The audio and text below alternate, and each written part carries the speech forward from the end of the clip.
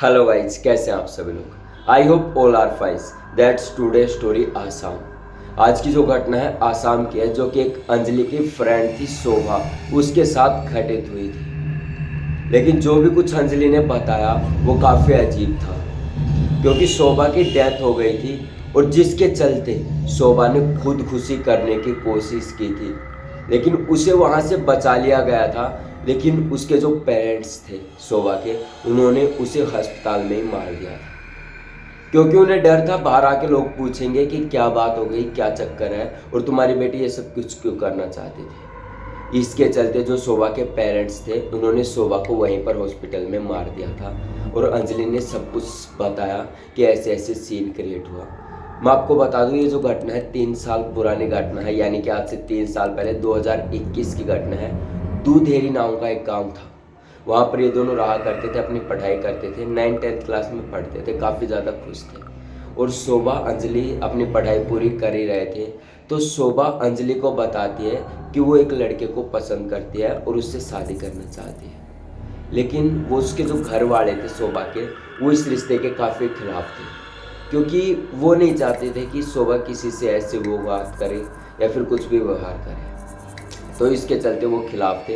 और जब ऐसा समय आया कि जब शोभा 12th क्लास में हो गई और अंजलि भी उसके साथ पढ़ाई कर रही थी, तो उन्होंने ये बात अपने माता पिता के सामने रखी शोभा ने कि पापा मम्मी ऐसी ऐसी बात है, मैं एक लड़के को पसंद करती हूँ, सचिन नाम है उसका, और ऐसे ऐसे मैं शादी करना चाहती हूँ। तो शोभा ने अपनी खुशी के लिए ही बताया था मम्मी पापा को, लेकिन जो उसके मम्मी पापा थे इस रिश्ते के बिल्कुल खिलाफ थे। वो नहीं चाहते थे कि शोभा की शादी इस लड़के से हो।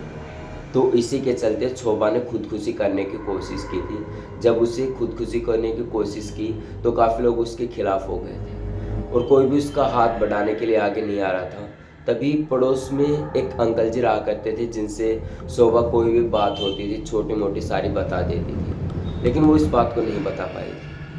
और ना ही उन्हें बाद में पता चलता, जब पूरा मैटर हो जाता है, जब शोभा की डेथ होने लगती है, अस्पताल में जब पहुंचाते हैं शोभा को, फांसी लगने के बाद शोभा को बचा लिया जाता है। जब वो हॉस्पिटल में पहुंचती है तो उसे बचा लिया जाता है। तो ये जो बात थी वो बच गई, किसी को भी नहीं पता था सिवाय उसके पेरेंट्स को और वो जो डॉक्टर इलाज कर रहा था उसको। तो ये सब ऐसे तनाव भाव हुआ मन में, दिमाग में, और वहीं पर शोभा को मतलब गला घोट कर मार दिया हॉस्पिटल के अंदर ही। और इस बात को केवल डॉक्टर और उसके पेरेंट्स जानते थे। और ऐसे ही समय बीता, काफ़ी करीबन 6 से 7 महीने बीते। तो शोभा के जो अंकल जी हैं वो किसी काम से और स्टेट में जा रहे थे, यानी आसाम से दूसरे स्टेट में जा रहे थे किसी काम से। तो वो अपना काम पूरा करके जब वापस आए तो वो जो थे उस हॉस्पिटल के पास से गुजर रहे थे जहाँ पर शोभा ने अपनी अंतिम सांस ली थी। तो जब उस हॉस्पिटल के आसपास से जब गुजर रहे थे उनके जो अंकल थे, ताऊ चाचा जो भी थे, जब वो वहाँ से गुजर रहे थे उन्हें काफ़ी अजीब सा महसूस हुआ। उन्हें ऐसा लगा कि कोई उनके साथ साथ चल रहा है। जब उन्होंने पीछे मुड़ के देखा तो कुछ भी नहीं था। तो ऐसे थोड़े से वो और आगे बढ़े तो उन्हें एक अजीब सा साया दिखा और ऐसे ही कुछ था अजीब सा। तो जो उनके चाचा थे शोभा के, उन्होंने अपनी जेब में चाकू रखा हुआ था जो कि लोहे का था।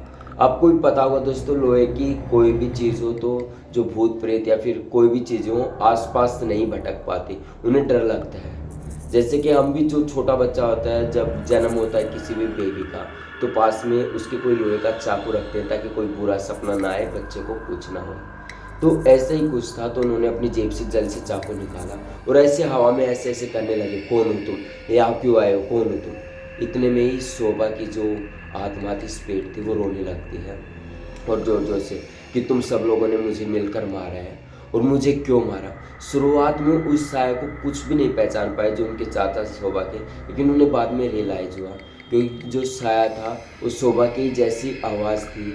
तो काफ़ी टाइम हो गया था, शुरुआत में वो भूले, लेकिन आवाज़ जब उन्हें पहचान में आई तो उन्होंने बताया कि तुम दूर रहो मुझसे, दूर रह के बात करो, मेरे पास मत आओ। ऐसे ऐसे चाकू घुमा रहे हैं और बोल रहे हैं कि तुम मेरे पास मत आओ, नहीं तो बहुत बुरा हो जाएगा।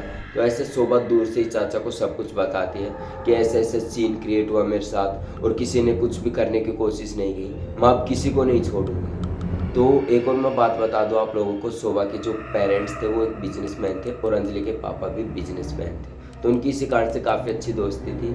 तो ऐसे ही चल रहा था, तो शोभा ने सब कुछ अपने चाचा को बताया कि चाचा रो रो के, बुरी तरह से रो रो के, बुरा हाल था शोभा को।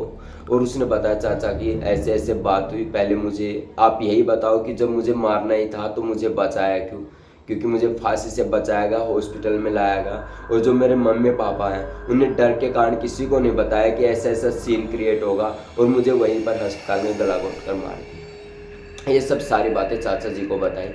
तो शोभा को कुछ भी नहीं किया। फिर चाचा जी जो थे शोभा के, वो वापस घर गए। जब घर पहुंचते हैं तो सीधे अपने जो शोभा के मम्मी पापा से उनसे मिलते हैं और कहते हैं कि शोभा कैसे मरी थी। तो ये सब कुछ सुनकर शोभा के जो मम्मी पापा थे उनके होश उड़ गए, क्योंकि उन्हीं को पता था कि शोभा की डेथ क्यों कैसे हुई थी, और जो उनके डॉक्टर थे उन्हें। तो वो बताते हैं कि ऐसे ऐसे ही फांसी लगी थी, ऐसे ही डेथ हो गई अस्पताल में ले जाते हुए। तो उन्होंने, चाचा ने फिर से कहा तुम सच्ची बताओ कैसे डेथ हुई थी। तो शोभा के जो मम्मी पापा थे काफ़ी ज़्यादा डरे हुए थे। तो उन्होंने फिर से कहा कि ऐसे फांसी लगने के कारण डेथ हुई। तो चाचा जी कहते हैं ठीक है अब चले जाओ। इतनी बात करते हैं और चाचा जी घर से बाहर आ जाते हैं। अपने घर पहुंचते हैं तो ऐसे ही थोड़ा सा समय बीतता है। चाचा के घर एक काम वाली बाई आती थी। तो उस घर में अचानक गर्मी का समय हो जाता है, गर्मी से उस बाई की डेथ हो जाती है। तो प्लीज़ एक प्रकार से मैं बता दूँ आपको, एक अजीब सा महसूस होता है, क्योंकि गर्मी से किसी की डेथ होना वैसे तो बहुत मुश्किल डेथ चांस होता है, लेकिन गर्मी ज़्यादा हो तो डेथ हो जाती है। ऐसे ही जब उसकी वो डेथ हुई बाई की, तो चाचा जी कहते लगे कि पूरे गांव में फैला दिया कि ऐसे ऐसे डेथ हो गई, अब कैसे रियलाइज़ होगा, कैसे सब कुछ सही होगा, अब घर का कौन काम करेगा। तो मैं बता दूँ चाचा जी की एक लड़की थी जिसका नाम सुष्मिता था। तो वो वहीं पर रहती थी अपने चाचा के साथ, सब कुछ अच्छा था। लेकिन बाई के डेथ होने के कारण उस घर में अलग अलग नेगेटिव वेव्स फैलने लगी थी। मतलब कि बुरा सा देखना या फिर अजीब सा महसूस होना, बुरे से सपने आने, सब कुछ होने लगा था। तो ऐसे जैसे जैसे समय बीता, करीबन 2 साल और बीत गए, 2023 ख़त्म ही होने वाला था। तो चाचा ने अपनी लड़की की शादी फिक्स कर दी थी। तो जैसे ही शादी का मुहूर्त आता है, उनकी शादी होने लगती है। तो जैसे कि 7 फेरे होने लगते हैं, तो जो उनकी बेटी थी सुष्मिता, वो कहती है कि मैं नहीं लूँगी ये फेरे, मैं नहीं करूँगी ये शादी। एक अजीब सा भेष बनाकर, जो कि ऐसे लगे कि कोई और ही अजीब सा नाटक करवा से, ये मैं नहीं करूँगी, ये सब कुछ वो है, ये अजीब तरह से देखने सब कुछ करने लगी थी। तो चाचा जी ये सब कुछ देखकर शॉक हो गए थे। तो ऐसे ही जो सुष्मिता थी वहाँ पे बैठी हुई थी, किसी के वश में भी नहीं आ रही थी। तो ऐसे ये वो सब कुछ आसपास का सामान फेंक दिया था। तो धीरे धीरे थोड़ा सा मैटर बढ़ने लगा। तो चाचा जी ने कहा कि अभी ये शादी नहीं हो सकती, थोड़ा सा मैं आपको रुकना पड़ेगा, शायद मेरी लड़की को कुछ हो गया है। ऐसे जब उन्होंने बातें की, जो उनकी लड़की थी उन्हें बिल्कुल धीरे से संभाला एक बार। तो शुरुआत में जब सब कुछ नॉर्मली हो गया, तो चाचा एक बात बता दो, जो सुष्मिता थी उसके अंदर जो उनकी बेटी थी शोभा, जो उन्हें सब कुछ बताती थी, जो कि मैंने बताया अंजलि की फ्रेंड थी। तो जब सब कुछ उन्हें बताती तो उनकी जो स्पिरिट थी शोभा की, वो उनके शरीर में प्रवेश कर चुकी थी, जो सुष्मिता थी, और बुरी तरह से नाटक करने लगी थी। इस बात से वो लोग काफ़ी ज़्यादा परेशान थे। उन्हें भी कुछ भी समझ नहीं आ रहा था कि यार ये पूरा मैटर है क्या। तो ऐसे ऐसे उन्होंने बताया कि पहले तो इस बाई में, जो घर में बाई थी, उसको मैंने मारा है, अब इनकी जब तुम्हारी बारी है चाचा, ऐसे ऐसे बात है, और फिर उसके बाद मैं मम्मी पापा को मार डालूंगी, ऐसा सब कुछ बता रही वो। तो इतने में ही वो एक पंडित जी को बुला के लाते हैं कि ऐसे ऐसे बात होगी, हमारी जो बेटी है वो बुरी तरह से नाटक कर रही है। उन्हें कुछ भी समझ नहीं आ रहा कि पूरा मैटर क्या है, उन्हें हो क्या गया, कुछ भी नहीं पता। तो इसके चलते वो काफ़ी ज़्यादा परेशान थे। वो पंडित जी आते हैं और सब कुछ करते हैं। तो बताते वो लड़की सुष्मिता के अंदर जो स्पिरिट थी, जो कि शोभा की थी, वो बताती है कि ऐसे ऐसे मेरे मम्मी पापा ने मुझे मार डाला और डॉक्टर ने मिल के। तो इस बात को थोड़ी देर तो बहस होती है, लेकिन बाद में शोभा के जो मम्मी पापा इस बात को कबूल कर लेते हैं कि हाँ भाई, मान जाते हैं कि भाई हमने ये ऐसे किया था, हमारी बेटी को हमने ही मारा था, कि इस डर के समाज में हमारी इज्जत क्या रहेगी, हम ऐसे क्या करेंगे ये वो करके। तो ये सब कुछ अपनी सारी बातें वो मान लेते हैं। और थोड़ी देर बाद सुष्मिता के शरीर से कुछ अजीब सी चीज़ निकलती है, और उसके बाद सुष्मिता वहीं पर बेहोश हो जाती है।